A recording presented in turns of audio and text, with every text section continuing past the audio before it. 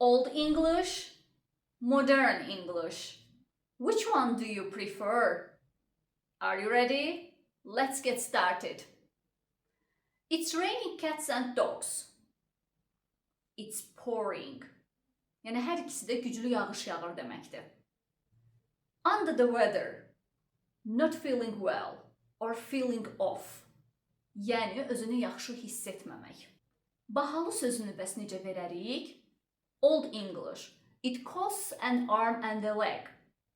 But so pricey. Sənin qərarındır. Bəs bunu necə ifadə edərik? The ball's in your court. But in modern English, it's up to you. Necəsən? Bəs bunu necə ifadə edərik? How do you fare? How are you? Məyusam.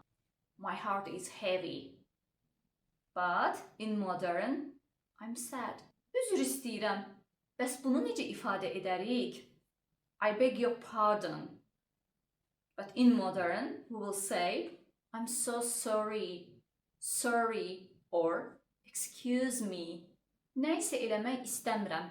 I have no desire to. I don't want to. Kifayətdir. Bu cümləni necə ingilis dilində təqdim edərik? I've had enough. But in modern English, that's enough. Ortamın hüzurunu pozan şəxsə bəs ingilis dilində necə deyərik? In Old English, a wet blanket. But in modern English, a white killer. Which one do you like? Comment below.